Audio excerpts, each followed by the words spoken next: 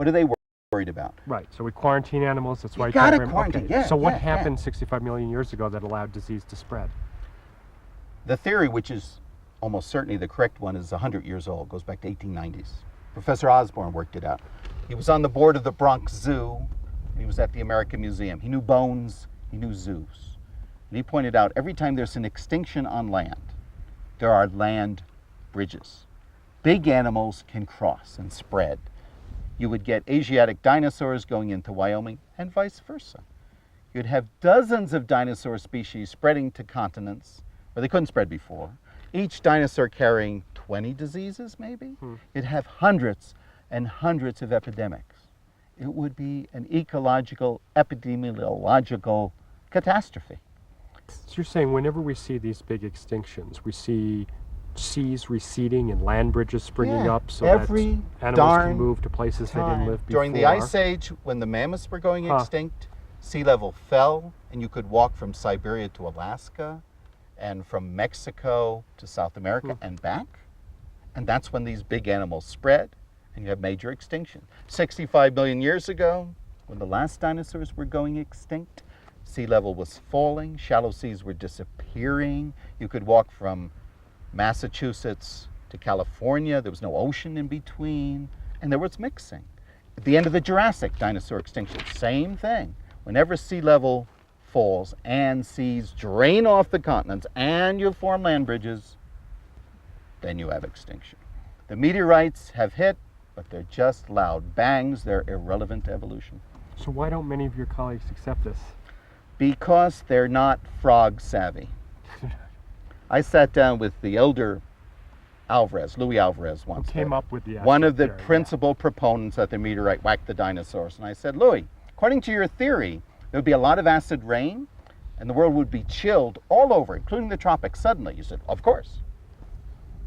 That would kill a lot of frogs, Louis. And he thought about it, and he thought about it, and he thought about it. And he said, young man, I'm giving you the stars and you're talking about frogs? And he got up and left. He didn't want to think frogs or snails. The trouble is, people don't think about what doesn't go extinct. The extinctions are selective. Right. On land, less than 1% of the animals went extinct. If you want to know the victim profile of your serial killer, you've got to look at who the serial killer overlooks.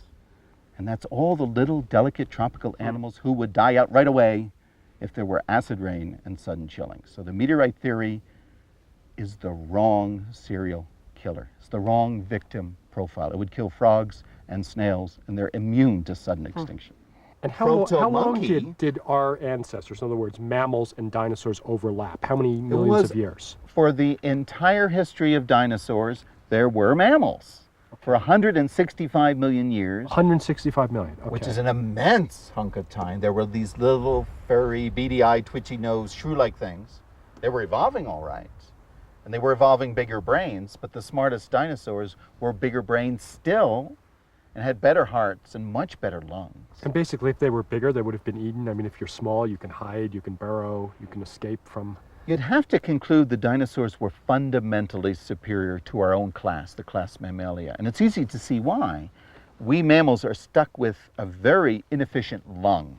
There are no air sacs involved. Dinosaurs had air sacs, a bird-like lung, twice the efficiency.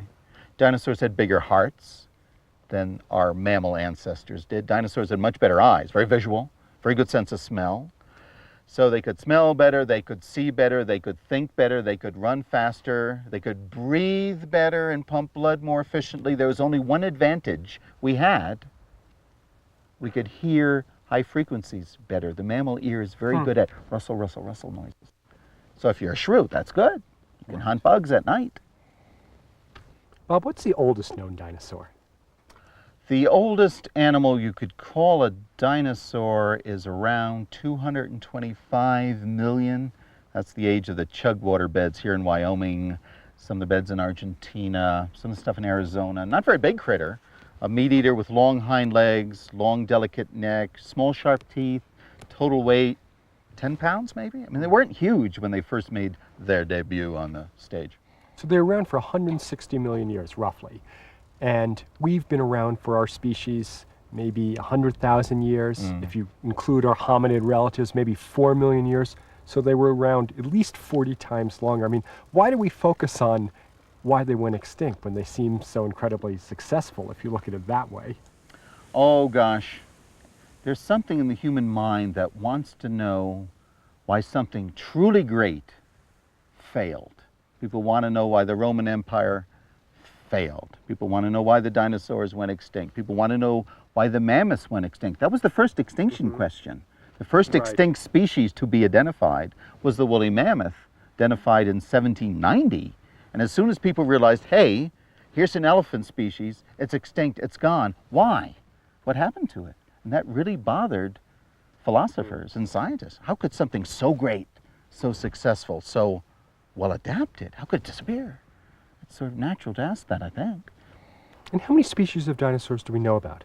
Wow. There's about 300 or 400 that have been named. Every year, the amateur crews that come out with me just in this little valley find 1 or 2 more, and they find 1 or 2 more in Canada and Montana. The Chinese usually get 10 new dinosaur species. So what's our best estimate as to what percentage of that? Okay, you can do this. At any one time, there was probably 200 or 300 dinosaur species worldwide. Okay. Each species only lasts about 1 million or 1.5 million years. Dinosaurs changed rapidly. We have a total of 150 million years, roughly.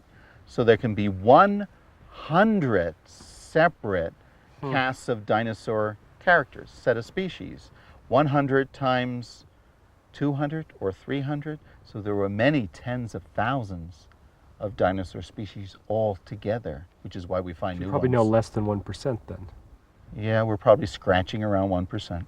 Now, do we know much about the range of individual species? I mean, most dinosaur finds, you only have, one find, right? I mean, you can't say they were here and they were also in Australia or... Yeah. If you imagine we're taking a movie of the whole history of dinosaurs, and we're taking 1 frame per million years. Click, click, click, click, click, click, click.